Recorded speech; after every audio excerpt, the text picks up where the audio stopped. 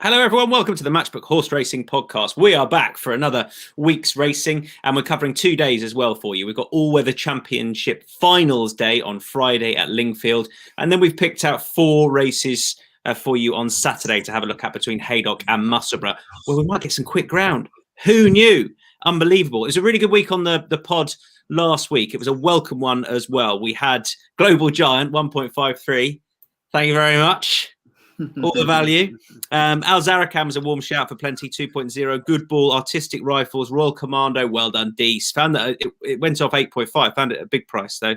And then Press Your Luck 15.0 was placed. Marauder acquitted. Dania and Brunch all at decent place prices in there. And Sam's best bet went in. Artistic Rifles. You nearly went through the card, Sam. At one stage, I thought you were going to. Well, there was a couple that didn't take a lot of finding. Artistic Rifles was a welcome winner as well on the naps, so that didn't go back, thankfully. But yeah, it was a lean Cheltenham, I would suggest. So it was nice. It was nice to welcome the flat back with a bang. Absolutely, and we're focusing on that as far as Friday goes. But time to bring you up to speed again with the offer. If you don't know it by now, shame on you. But Deasy is going to remind you in any case, Deasy. Yeah. So if you sign up to Matchbook today, and you'll get 0% commission on all sports until April 12th. So if you sign up and enter the bonus code Insights, you're getting 0% commission until the end of entry. So great value in that. Insights. Remember that bonus code. I always want to say hold tight after saying Insights, but that would just be odd, wouldn't it? We've started well. So we're going to get into our race previews then. And we'll start off with Lingfield. So we're going to do the first five races at Lingers for you on All-Weather Championships Day. We're missing out the apprentice race for you. The marathon is what kicks us off. This is the 2 o'clock. And as far as prices go, what have we got, Deasy, on Matchbook at the moment? I can see Rainbow Dreamer 3.35. What else? Yeah, Rainbow Dreamer is 3.35. Then you have Ranch Hand is 4.6. Amtiaz is 6.2, Rocky Eagle is 7.4, Australis is 8.4, Lucky Deal is 12.5, and Island Brave is the outsider at 14.0. And linking with the outsider to yourself, Deasy, with the tip for the outsider. Go on. What doesn't have a huge amount of find at the weights, Island Brave. Why is this horse the outsider, and why do you like him? I don't understand it at all, and I think that he's vastly overpriced. His record, he's never been out of the front three at Lingfield. He beat Australis and Rainbow Dreamer in the qualifier at Newcastle off level weights when he would have been on very bad terms. He's had a run recently to put him spot on. I just think that he's an absolutely cracking bet at 14.0. I'll be going win only because there's only 2 places and we don't want to be messing around with that kind of stuff. But I think he will definitely outrun his odds at 14.0. Who copied who, Sam? Or the first mute klaxon? There we go. I have copied Deasy, haven't I? In trying to talk while my microphone's muted. Yeah, I think he's a little bit overpriced myself. I can't quite understand why he's 16 or 16.0, 17.0 roughly, if we put an order in for that. And Australis is 7.0. Given that they've finished up sides pretty much in the qualifier. I thought he had a nice run back as well at Newcastle last time. Martin Dwyer ended up over the inside of the track, which isn't the place to be really on the round track when they spin wide and come down the middle and finish this side. So I think that served a purpose, that blew away the cobwebs. And you look at his Lingfield form, he's the only horse to win in this field around Lingfield, and some of them haven't even run around Lingfield. So you're really stepping into the unknown with some of them. I think he's finished third and second in 5 starts there. And just look at his profile as well. When he's getting to sort of return back to the track between 24 and 33 days, I think he's something like 6 wins from 10 starts. And that includes a run on very soft ground in the Cesarewitch where he was beating Miles, and a run over 7 furlongs early on in his career when he was probably getting handicapped. So I think once conditions are into his liking, sort of a 6 from 8 strike rate is very healthy, really, when you're looking at something that's going to be about 17.0 in a 7-horse race around a track he loves.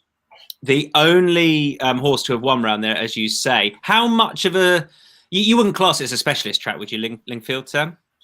I do think it is in some respects, because obviously they're coming downhill from the 3, swinging in off a tight bend. So if you were a bit jointy, or you struggle a little bit, Kempton's probably a lot fairer on a horse's physique than Lingfield would be. It's also a quicker track as well. They'd probably run 2 furlongs, the last 2 furlongs at Lingfield.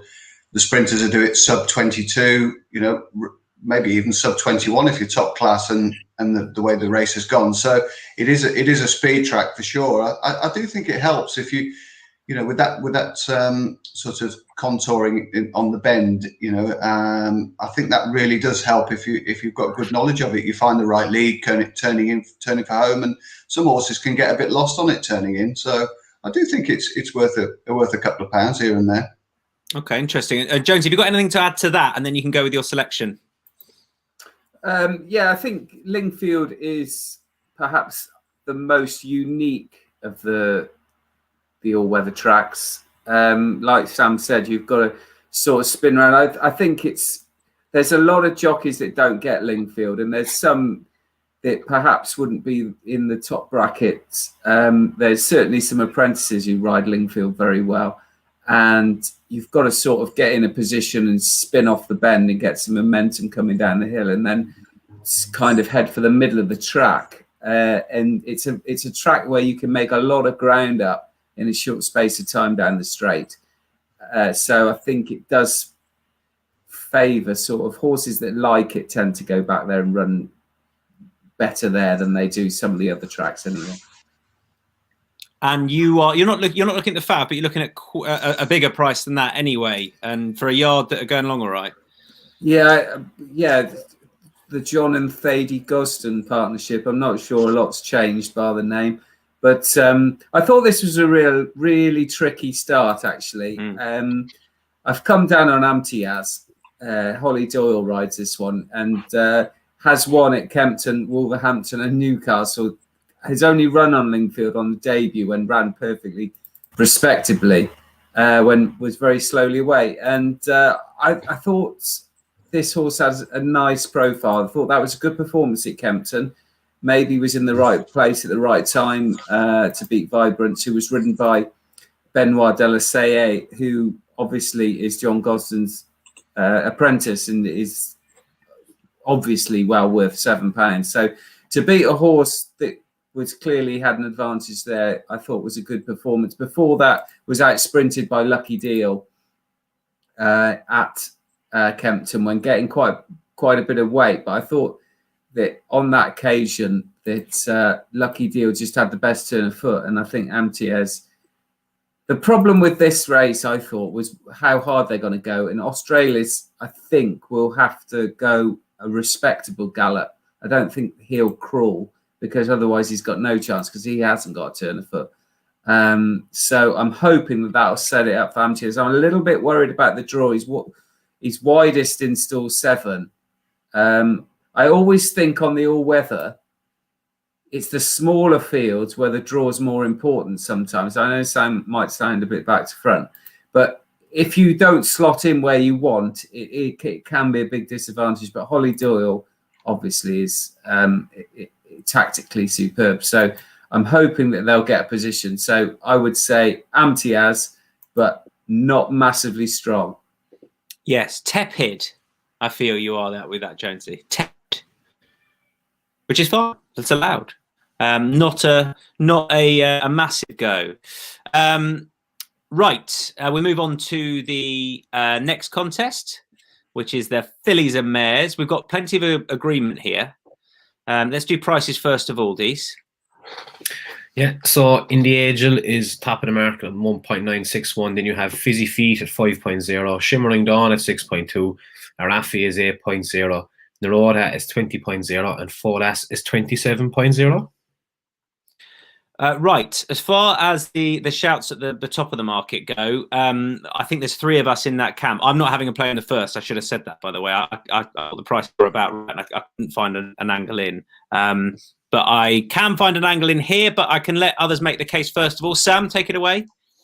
I'll keep it short and sharp. It's a pretty poor renewal, disappointingly. Obviously, there's been a fair cutback, hasn't there, in the prize money, which has affected some of the runners for this race. We don't see such a cosmopolitan entry, unfortunately, from across the water, either Ireland or France. And this has left this race really at the bequest of Indie Angel, who's put away for it after winning quite a competitive fast track qualifier before Christmas, a race which in essence was a lot more deep and competitive than this one is.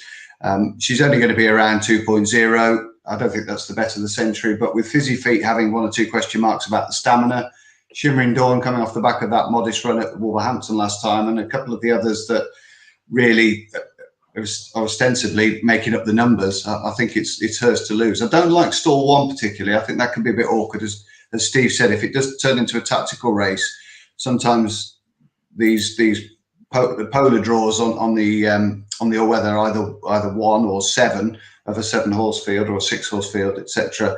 They can sometimes be a bit of an issue, and she might get trapped on the inside. But I'm hoping Martin Harley has his wits about him, and I think she's a very fair bet at 2.0.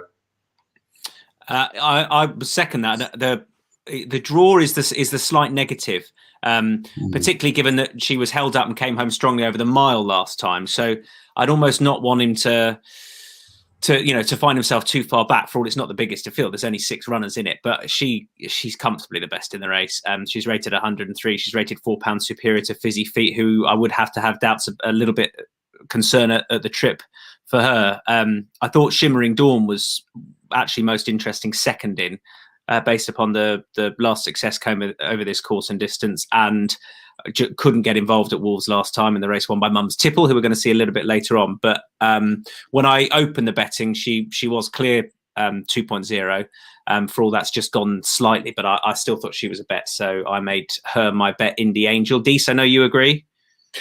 I do agree. I think that she's by far the best horse in the race, and she'll win handily enough, I'd say. The other horse I was probably looking at, and this is the biggest price horse in the race, is Folas. I think that if there's a without market tomorrow, I might be interested in her, all right, just at a big price, because I like her running style. I think she'll be arriving late. She'll swing around the bend and try and pick up the pieces from Fizzy Feet, and she's 27.0 to win. You might be getting about 12.0 without. I could see. I just think as a price play, no, she's a lot to do on the ratings, but as Jonesy said, ratings don't matter at all. That's just what they run to on their best day. Hopefully, she can improve a small bit and can maybe hit second. I am going to come to Jonesy and ask you if you're actually going to have a bet in the race, or are you sitting it out genuinely? Because I know you're not strong on anything here. Is that fair? Did he just muted himself, I think, as opposed to unmuting? Doesn't get any better, does it? It doesn't get any better. This is Sony award-winning stuff, lads. This is. Yeah, the weeks when I'm not there. I couldn't bring myself to be with Indie Angel. I know it's clear she's clear on the ratings quite considerably, but stall 1, dropping back to 7 furlongs in a race where Fizzy Feet is the only front runner, or looks to me the only pace in the race, and is stepping up to 7 furlongs. So you wouldn't think that Fizzy Feet would want to go too hard.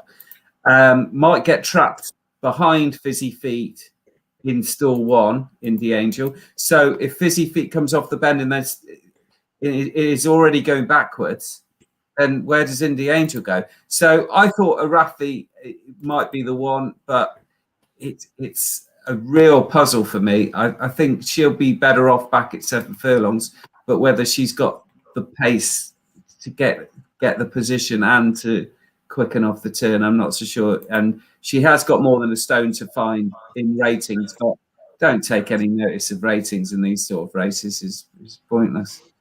He doesn't like those ratings, does he?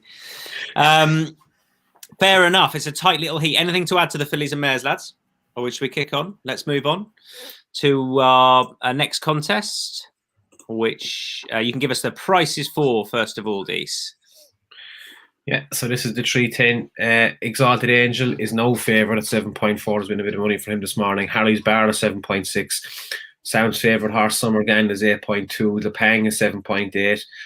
Abraham Goal is 8.6, Venturous is 9.2, Highland Dress is 9.8, Lord Rutherford is 15.0, Tinto is 17.5.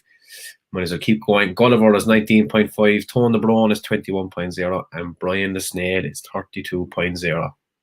Sam Turner, you can't. I mean, you have deserted Summercan. So where are you looking?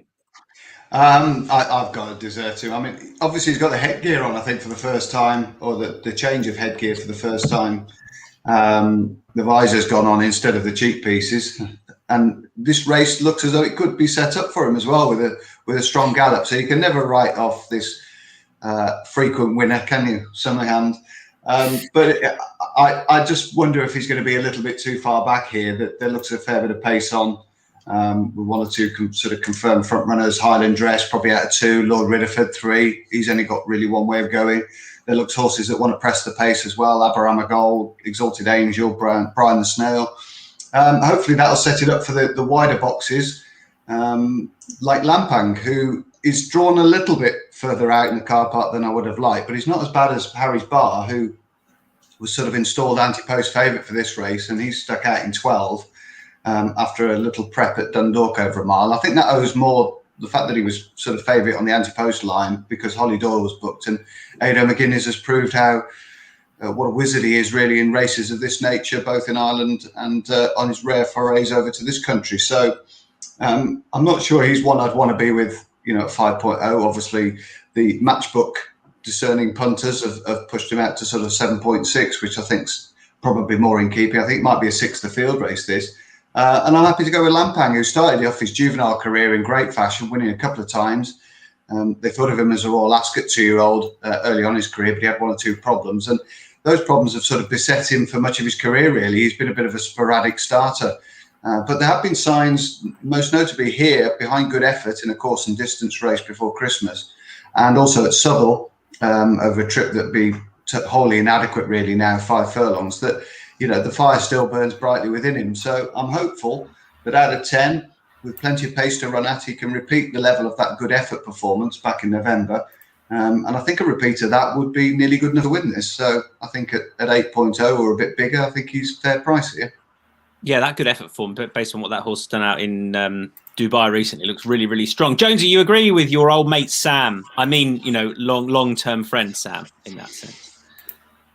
Yeah, I do. I think it's another trappy race, but I think Lampang is one of those with potential to be better than this sort of grade. He could easily step into listed group races quite easily, I think, on the turf. But he goes well on the all-weather, and in that form, that course and distance form, which I think is quite positive around here, even though he is drawn a bit wide. I think when they go quite quick in sprints around here, I think you can slot in and pick them up off the turn. And so I'm not as worried about the draw. I mean, you'd like him to be a bit closer to the rail, but the worst place I think to be drawn on the all-weather is on the inside, on the very inside, because you just don't get any room for manoeuvre in that instance. You're basically stuck until the race is over if you're in behind horses. And so I'm not all that bothered about it. And Sylvester de Souza, obviously retained by King Power, takes the ride, and you know how good he is. So a nice little prep at Southwell over 5 furlongs when not only did he miss the kick, I think he stumbled quite badly that day. So once you do that at Southwell, that's the game over. And that's not a trait. That was just and horses can do that at Southwell. I don't know whether it's the surface is a bit looser and the wheels spin a bit, but yeah, he's got a lot going for him in an open race, Lampang. It is an open race. I thought one definitely worth having a bet in. I quite like Exalted Angel. I'm not responsible for some of that money that's come, unfortunately.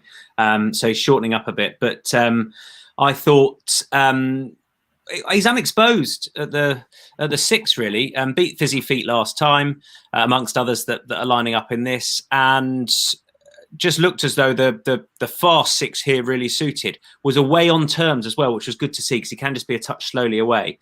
But I think over this course and distance, a strongly run race will suit. Now, I hope he's not flattered by the 105 because he had a bit to find officially. It was a big price. He was 21.0 last time, but I just took the view that you could argue he's unexposed at the distance here, and if he can break on terms again, I thought he had a really good shot. When I made the selection, he was a slightly bigger price, but I'm still happy enough to be with.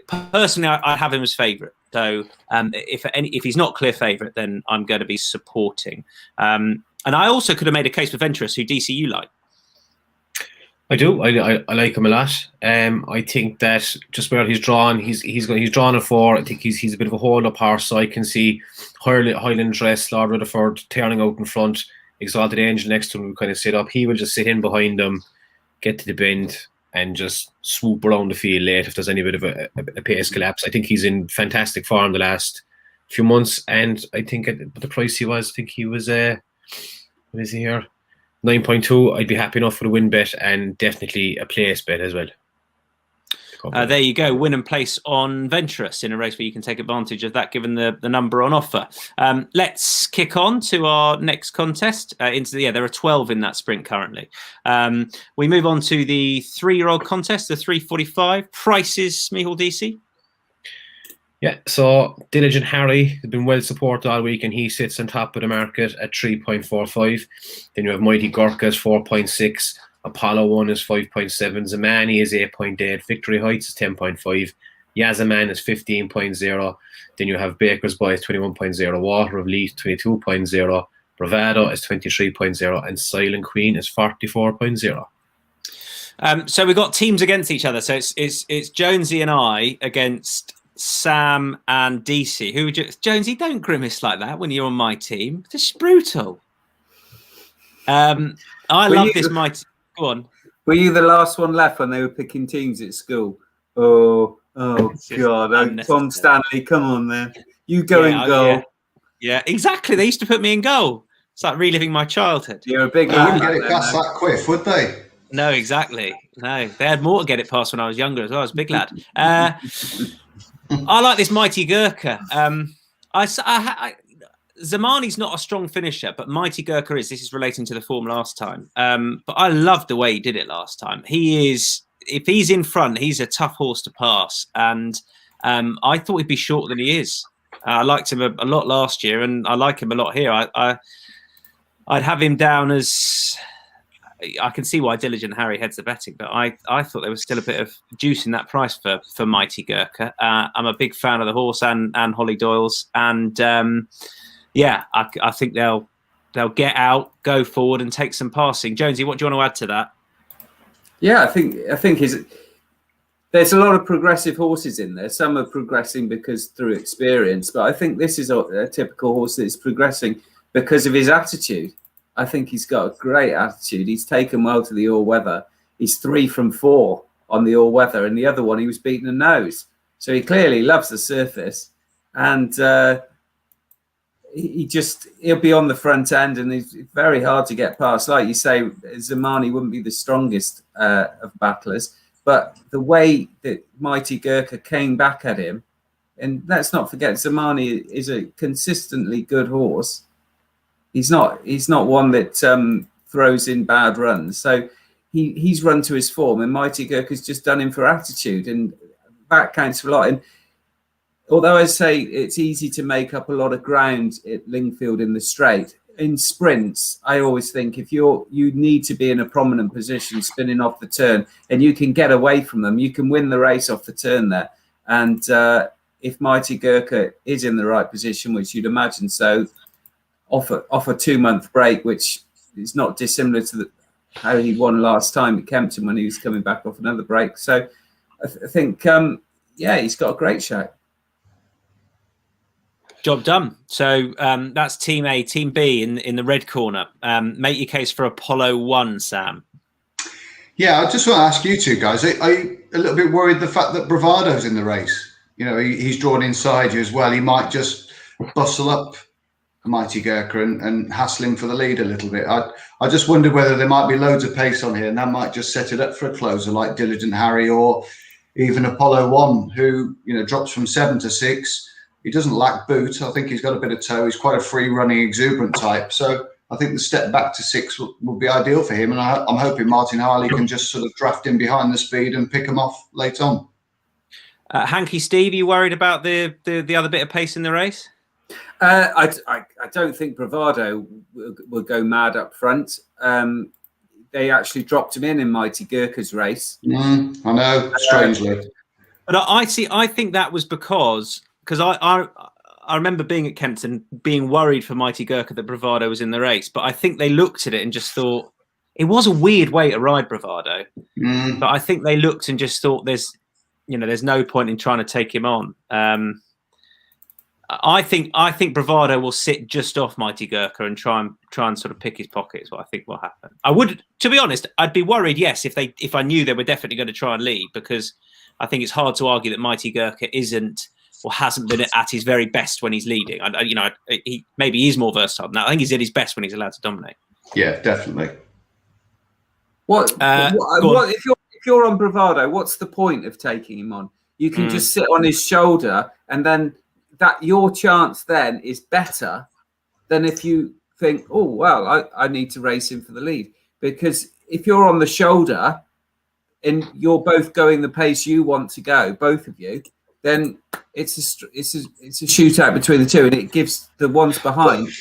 Bravado's best career performance so far has come over 6 furlongs at Lingfield when he went like a bat out of hell and beat Rohan 3 starts ago. So you would say that perhaps by holding him up behind Mighty Gurkha at Kempton and getting beaten a length and 3/4, it actually compromised his chance rather than enhanced it. I don't know. Just playing devil's advocate. So Mark Johnson might be watching this, so just. I'm sure he is. I'm sure, yeah, exactly. I'm sure Charlie's got it on just after Neighbours has finished. Exactly. His Neighbours on. Go on, Dees. Make your case for Apollo 1. Yeah, Sam had said it there. Like already, I thought his win the last day was incredibly impressive. He just took it up from on the bend and just kicked around him and was gone. I thought he ran very well in the Solario last year. I think the John Gosden horse, Micheál, that he beat the last day could be a good horse. I don't think dropping back to 6 will be a problem for him, and maybe he's not favoured because his trainer is probably not very well known. I thought he was a standout bet in this, and I think he might be my best bet of the day as well. Ooh. Yeah. Apollo 1 for DC, best bet material. He's giving it away. Let's kick on to the next contest. The 4:15 is the middle distance race, and Bangkok's got to be a warm order. 2.2. Go on, Dees. 2.2 Bangkok. 2.2 Bangkok. Forest Dean is 2.76. Then you have Assimilation is 9.8. Pablicino is 13.5. Sky Defender is 16.0. And Boyford is 24.0. Okay. Team Bangkok first of all. Sam, you can kick us off. Okay. Right. He's not the bet of the day at 2.2, clearly, is he? Because he's got to come back from Saudi. He's got to regain his equilibrium, and he's turning up for quite a hot little contest. It's a bit disappointing that the numbers have cut up, but we have seen this before with this. It's only a number of weeks after the Winter Derby. There's all sorts of other races around which horses can run in and do, and that's what's sort of denying the Easter Classic. A good, decent-sized field. There's only so many of these horses that can run, and when prize money's down, it's hardly surprising that this race has taken a bit of a hit. But we've seen a couple of horses come back from Saudi, and they've done reasonably well, haven't they, Tom? Global Giant won a little race, and Mishrif won an even smaller one out in the desert. So, it hasn't harmed their chances. So hopefully he's returned in good nick. He's well conditioned. I think there's likely to be a more genuine pace on here, which might compromise Forrester Dean, because he got a great ride, didn't he, from Rab Havlin last time, the last day, as you like to say, Jonesy. And I don't know whether the setup today is going to be exactly the same, really. I think the likes of Pallavicino, Sky Defender, even Byford will keep it honest. I think there'll be more of a genuine pace, and I think that'll suit Bangkok. Hopefully he can saunter around. Sylvester can get a clear run down the outside, and see you later. The only thing I disagree with, Sam, is that I think he is the bet of the day. I think 2.2 is a really fair price. I thought he'd definitely be shorter than that, for the reason that you say that I think, Forrester Dean, it was cute last time. And the Felix ran an absolute cracker out in Dubai. So that form is not bad at all when quickening from the rear of the field. It looks like a really good piece of form. And a lot of the horses that have come, weirdly, the horses that ran in Saudi on the dirt virtually to a horse have run really well, and then the ones that ran on the turf in Saudi have run really badly.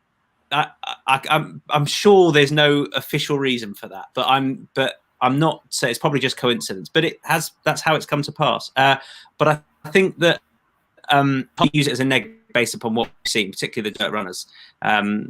So I wouldn't be crabbing him that. And he's just so far the best horse in the race. I was really impressed with what he did in the trial, and he was 8-13 for that. He's up against Forrester Dean, who was third on that occasion. There's no Felix, and then you've got horses rated 11, 12 pounds inferior. I thought 2.2. I'd be really surprised if he didn't go off odds on, and I'm very much in his camp. Deasy. Yeah, you said it there. I just think he'll batter them. I think that the 2.2 is an absolute gift. And Forrester Dean won well the last day, but as you said, like he just got a perfect ride for the day, and he'd been kind of run into fitness for it as well. Like he'd been given 2 easy runs, and he was spot on in the day. But Bangkok is a far superior horse to them and should win easily. You put up Forrester Dean, I think, didn't you, Dee? So well done for that last time, beating my Felix. Jonesy, you're jumping on the Forrester Dean bandwagon. Go on, make your case. Well, not really. I just I can see Bangkok winning. I can. And Sam says I say the last day. I can't remember the last hour, but I can remember this horse from 2 years ago, and I don't trust him. And coming back from Saudi Arabia, just messing him around not so long ago, 6 weeks or whatever it was, and I just don't trust him. I know he looked very good earlier in the season, and he beat Forrester Dean that day over this course and distance in the Winter Derby trial. But if you're having to back a 5-4 shot like Bangkok, who I think's iffy, best of luck to you.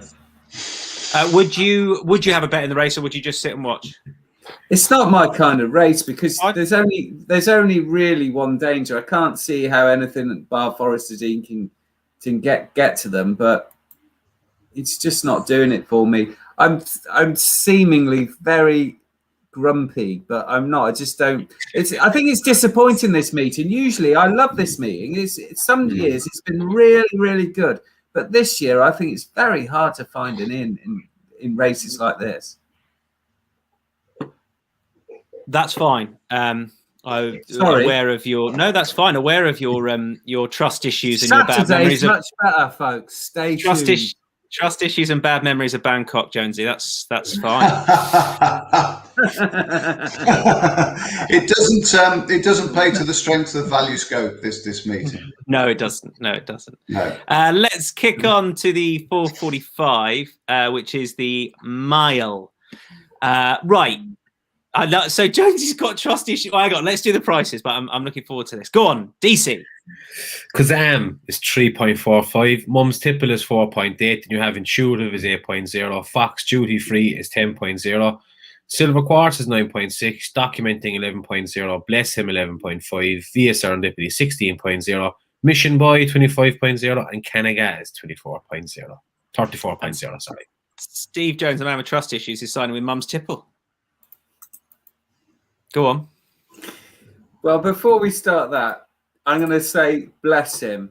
I know he's best on a straight track, and I know he wants a fast pace, and I know Jamie Spencer will have him at the back. But if he wins, and I have him back to, because he has got a race like this, and you can just see Spencer. If they do go fast enough, you can just see Spencer swinging off the bend and come in and being sixth about 100 yards out and being head in front on the line. But that said, I can't bring myself to go with him fully. So Mum's Tipple, who obviously has had this great big weight around his neck. That he's called Mum's Tipple and isn't a filly, which always throws me. But it's the fact that he was so impressive. He won by 11 lengths that sales race at York Seaboard meeting a couple of years ago, and was someone, I think Godolphin offered huge amounts of money for him, and they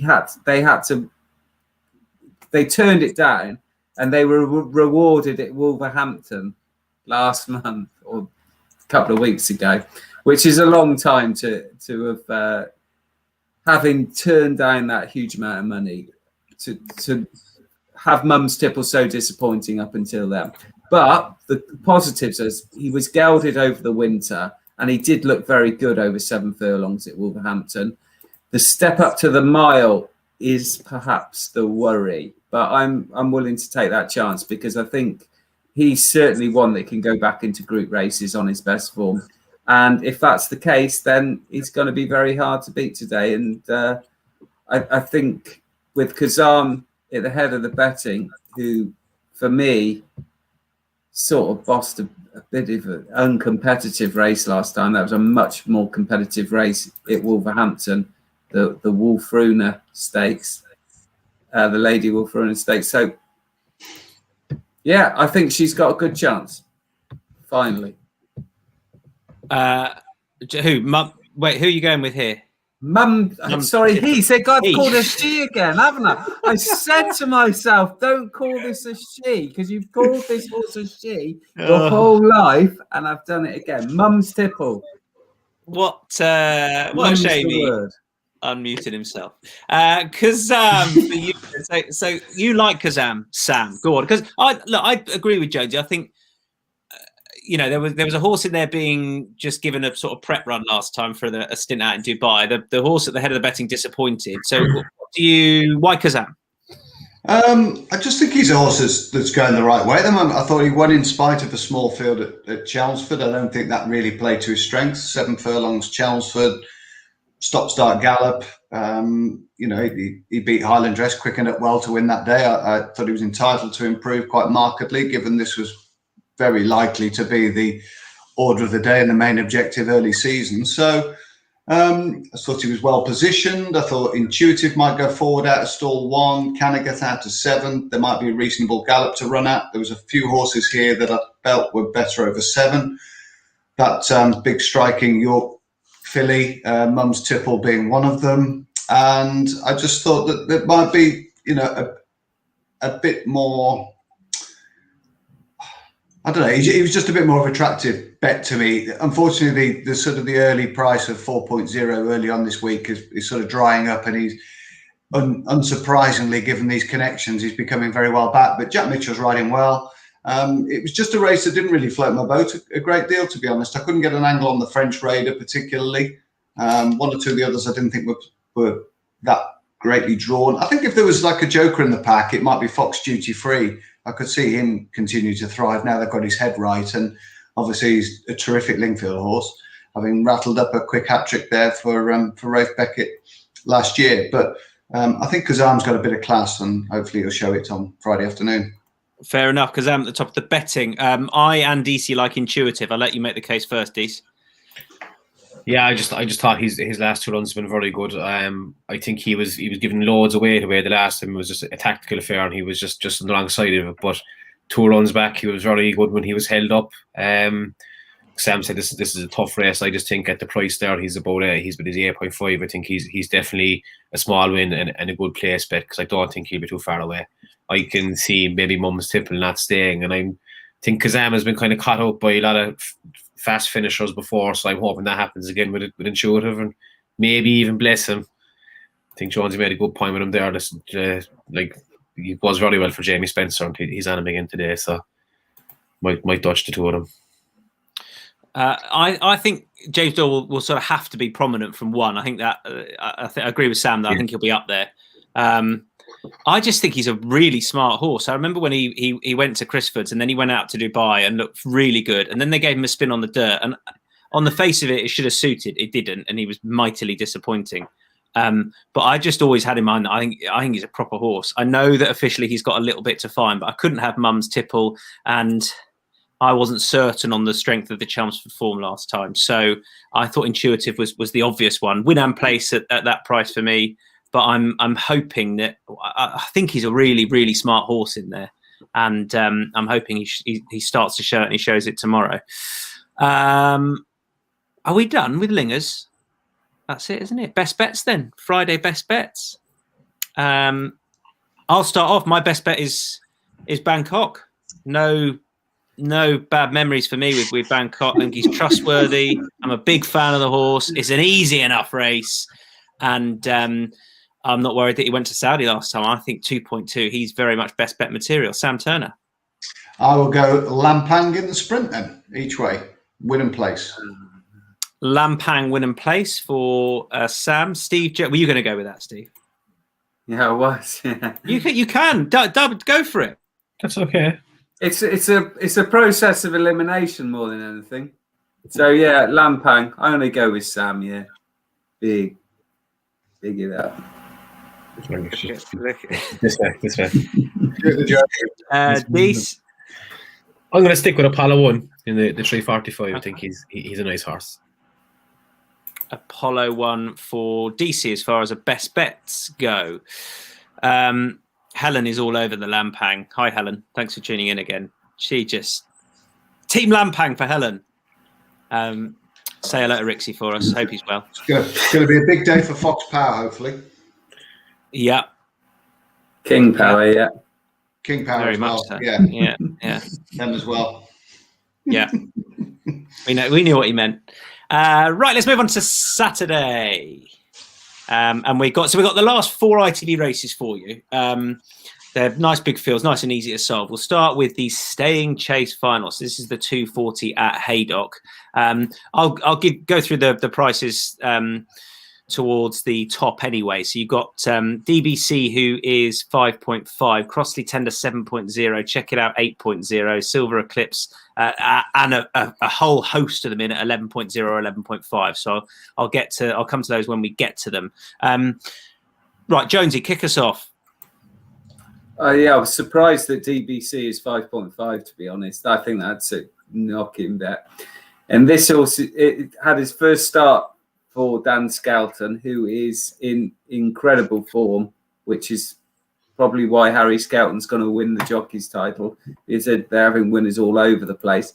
And first start since joining from Tim Vaughan, having pulled up previous twice, had a wind operation before the first run at Sandown for Dan, and went through that race like he was going to absolutely hose up.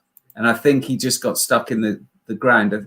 Obviously, the ground at Sandown, when it gets soft, it can be a lot softer on the hurdles course than it can be on the chase hills, and it's a bit patchy. And I think he just got stuck in a patch in completely emptied.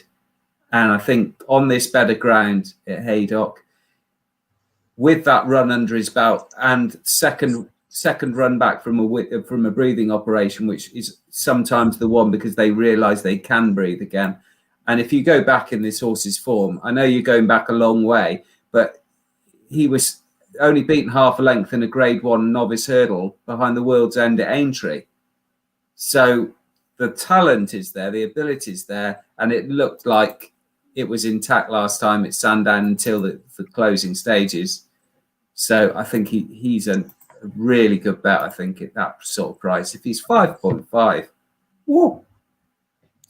There we go. He's remortgaging. I think he's dangerous. He went out like a light last time, but fair enough. He's a well-treated horse in old form. There's a couple of shouts for Silver Eclipse, but I'm going to make a case for Check It Out, who I just think the ground is pretty key. That Ludlow performance proved that. He'd been getting a little bit stuck in the ground and not jumping well in the ground. I think that was the key in his early starts last year. And I think 135, there was I'm sure he was mentioned in a yard tour towards the start of the season as a horse who could be interesting. And he's starting to live up to that now that he's been getting on better ground. So it's very much a ground selection. I wanted to be against DBC because of what happened last time. And I thought win and place with 13 runners at the moment, Check It Out, was a very, very fair price. I think he'll be up there. I don't think he'll be out and out leader, but I don't think he'll be too far away. And the ground is key to him. So Check It Out for me. And then Sam and Deasy, you both like Silver Eclipse. Go on, Deasy. Yeah, I Silver Eclipse. I picked out earlier in the season for a handicap hurdle at Haydock. He didn't make it in because I was looking at his record at Haydock, and he's only been out of the first 3 once out of 8 or 7 runs there. Now he finishes second a lot, but he hasn't had a great year over hurdles, but he back to winning ways recently. He's chasing now. I think Haydock is a bit of a specialist track. He's a winning place price, so I'll be having a small win and a nice place bet on him, because you're going to be getting about 4 places, maybe 5 in this. Very nice. Silver Eclipse for you, Sam. What do you want to add to that? Yeah, he's obviously got a raft of runs around Haydock, as Dee says, over hurdles, with a fair bit of success as well. And it's perhaps a surprise, given his connections, that it took them a number of runs, really, sort of 20-odd hurdles runs, before they even sampled fences with him. Whether that was a decision by the owners, they didn't want to go over fences, whether they still felt he was well handicapped over the smaller obstacles, I don't know.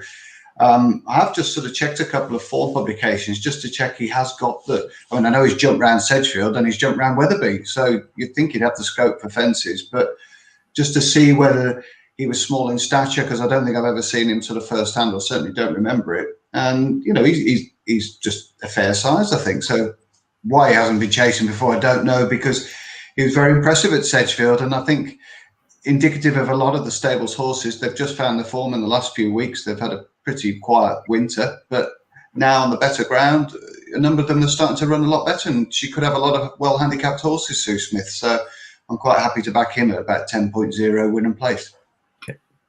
I've been waiting for Sue's horses to just turn, to be honest. I've been saying it most of the season. Has it happened yet, do we think? I'm not. Yeah. Yeah, we're good now, aren't we? Yeah. We're happy enough with how they're going along. Pretty sure she's had 2 winners in the last week, hasn't she? Yeah, there you go. There you go. Anything to add to the Staying Chase final, chaps? We done? Let's move on to the sprint at Musselburgh. And as far as the prices go, it's open. Zarzini is 7.0, 7.5 for Just Another Bottle. Jabberwocky 8.0, Copper Knights 9.5, as is Count d'Orsay. They're not going to hang around. Shock horror. Can I just get a line on the draw over the sprint track at Musselburgh, please, Steve Jones? What are your hard and fast rules, if you have any? Well, you want to certainly the higher the better. You want to be stand side. It's not a place where you want to be too far away from it. You want a position, and you don't want to be too far back. So that's my vague rules on it. You can come from off the pace if there's such a battle for the lead, but it's not very easy. And I thought it was interesting that Just Another Bottle was put in towards the head. I was favourite in the anti-post list that I saw. And I thought that was incredible, because he often starts really slowly. Mm. And if he does that, they'll be picking up the trophy by the time he gets going.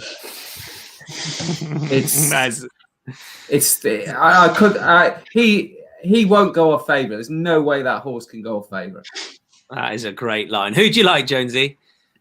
I like Jabberwocky. He's drawn in 10, and so he's got what, 3 horses outside of him. One of them's Just Another Bottle. He'll be about 5 lengths in front of him after 10 yards, and he's got a really good record at the track, Jabberwocky. I think he won by 4.5 lengths the only time his previous visit there. Is the record that he's got a good record first time out. He won first time out last year. And then the previous times, he's not been out of the first 2 in 5 starts, coming back from a break of 100 days or more. Eric Olston's only ran 4 horses in March, 2 of them won. He's got a good draw, and he likes to race up with the pace. And in the ground's going to be no bother for him at all. And he's nicely treated. He's a pound lower than when he won first time up last year at Newmarket. And he ran perfectly respectable after that. But he does show his best form after a break. So Jabberwocky, there's absolutely everything in his favour. I think he'll go really well.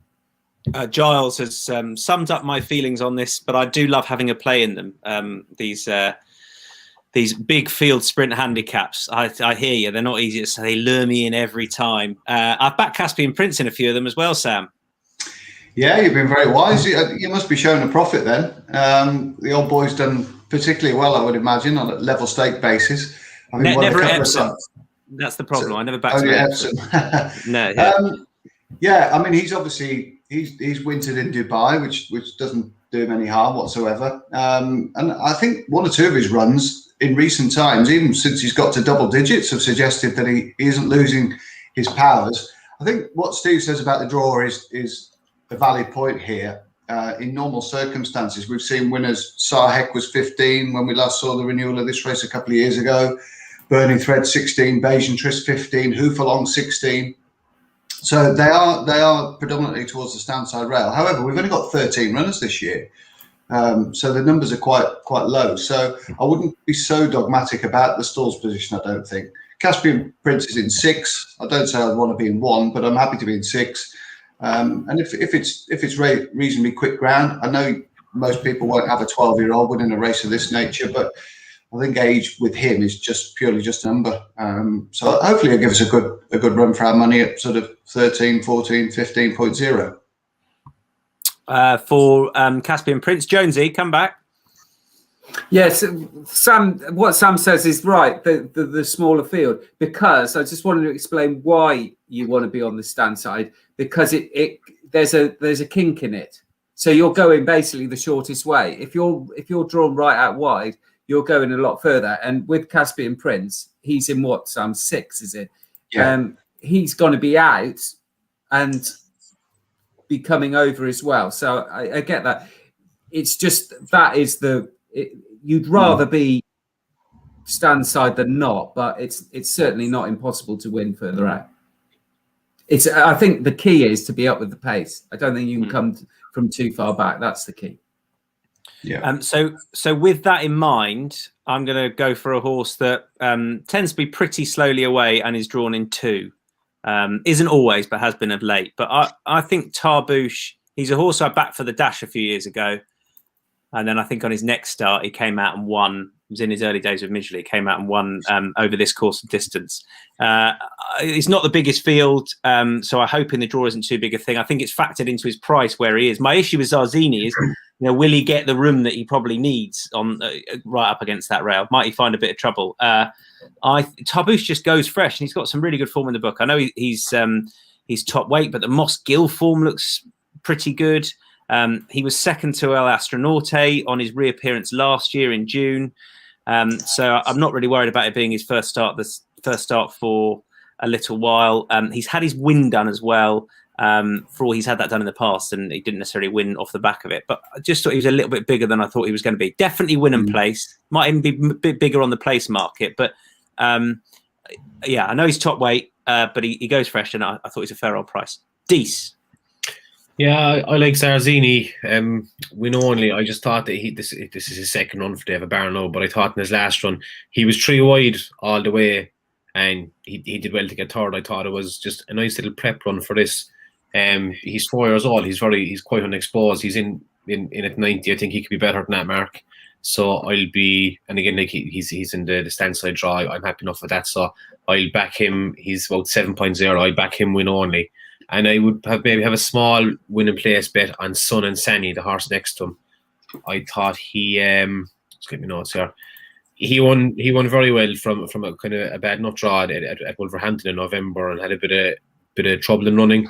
Paul Midgley's good with sprinters. This is another kind of young up and coming one from Hopefully, and he's 15.0. He's a big price, and I mean they're drawn in 12 and 13. Hopefully they're on the right spots and they can run well.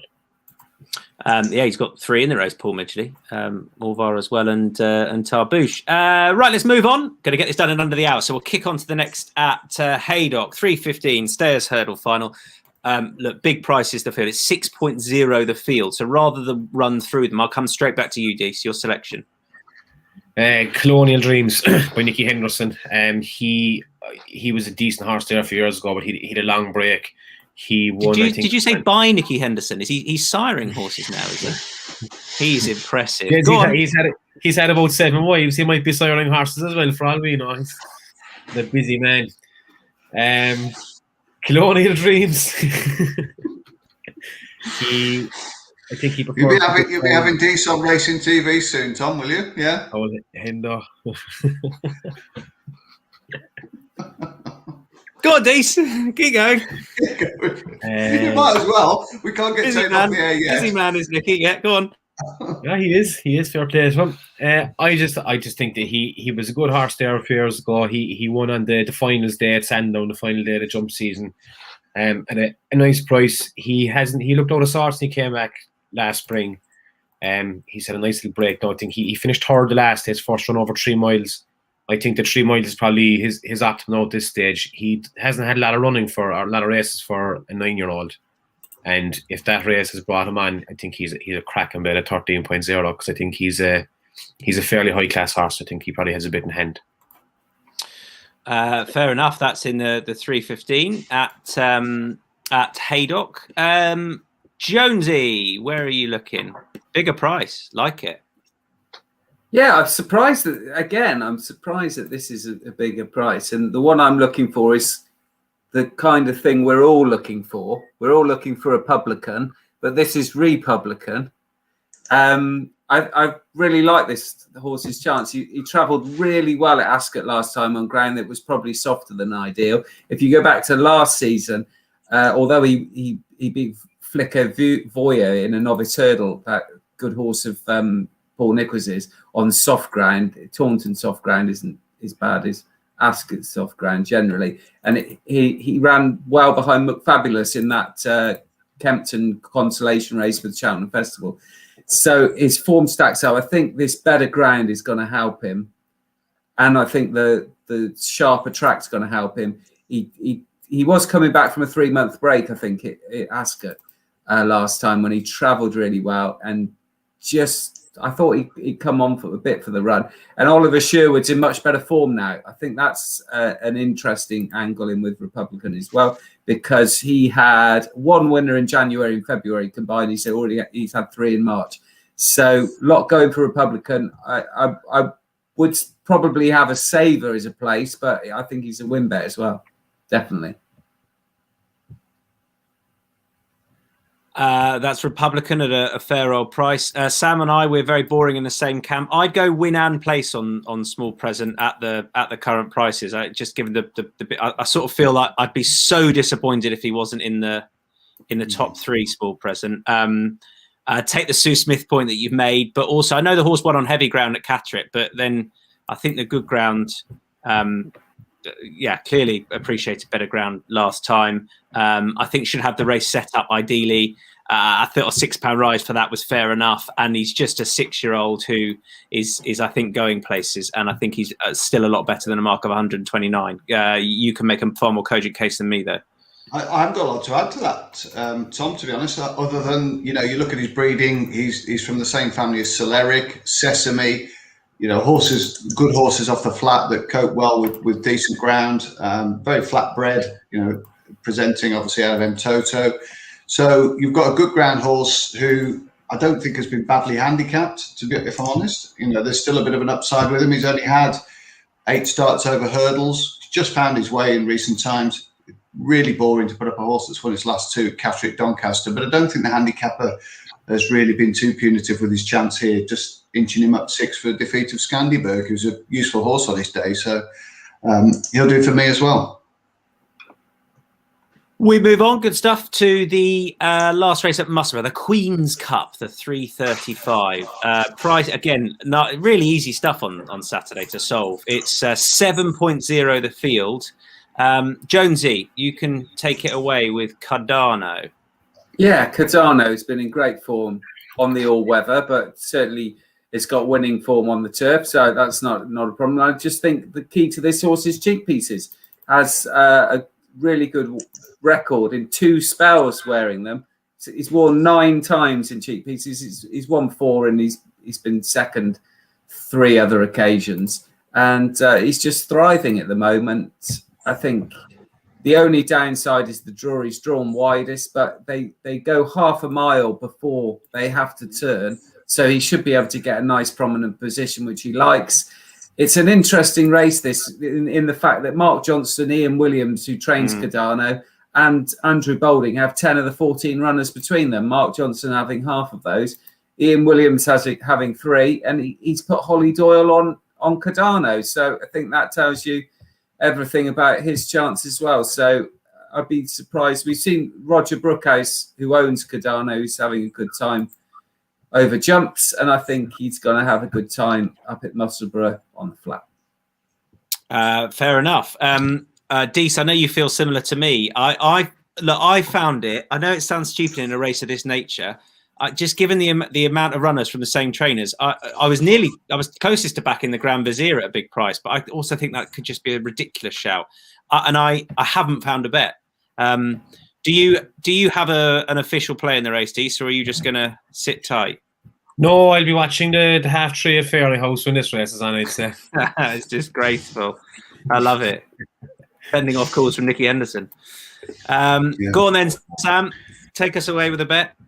Yeah, fending off calls Nicky Henderson or Henry VIII, whoever has the most wives, probably. I liked a couple in this race, to be honest. Nate the Great, who's drawn 4, and All Right Sunshine, who's 2 from 2 at Musselburgh. So I'll probably have a saver on him. I like the fact that Nate the Great's drawn low, has won at Musselburgh. Andrew Baldwin's got a fairly good record in the race. Young Will Carver has ridden him a couple of times. One last time on him at Wolverhampton. Was narrowly touched off by Australis at Wolverhampton as well. So that looks rock solid form. I think you want to be up in the van here, even though it's an extended staying marathon as such. I don't think you want to be too far back. And the fact that he races handy, he had the class to. Did he win a Cheshire or run in a Cheshire? He was second, wasn't he, to Arthur Kitt in the Cheshire back in the day for Archie Watson, and he's carried on the good work really with Andrew Balding, who, as we said in last week's pod, has a very good strike rate in the spring, has a sort of a 1 in 4 strike rate in the spring. So Nate the Great, the main bet, and I'll have a saver on All Right Sunshine, who's been slogging it out on bad ground over jumps all winter, but he's 2 from 2 round here and should also run well. Do you know what? The Grand Vizier is such a big price, and I take the point about being up in the van. Of course, I'm going to have a bet in the race if it's virtually outside of the field. Very small. That's how disciplined I am. Right. Best bets for Saturday, everybody. Saturday best bets. Go in reverse order. Micheál, Deasy, your best bet on Saturday. Capodanno in the 3:30 Fairley House. Okay, you caught me out. What sort of price? I don't know yet. Yeah, this is only his 4th run. He had numerous entries, and he's gone for this one. JP McManus, Willie Mullins. Look out. And a wink. You've got the wink as well, ladies. Jonesy, your best bet? Yeah. I'd just like to say I fancy all 4 on Saturday more than all 6 on Friday. And the one I think is a really good bet at the price, DBC. I think Republican's a good bet. I think Jabberwocky's a good bet, but DBC is the best bet. I knew you were going to say that, Sam. I'll go with Nate the Great. And in that case, we'll go with, I would have done anyway. I'll go with Small Present, I think, is the safest play, win-and place in that 3:15 at Haydock. We're done, chaps. Well done. 10 races we got through there. Thank you very much indeed. Good stuff. Sam, thank you. Cheers, Tom. DC, top man, as ever. I'm winking for those on the podcast. Jonesy, well done, sir. Pleasure as always. Thank you. Best of luck, everyone. Those of you at home for listening and watching, don't forget about the sign-up offer. Use the code INSIGHTS. There's more details on the Twitter page if you need that, about the sign-up offer for new customers. And we will see you again soon. Bye-bye for now.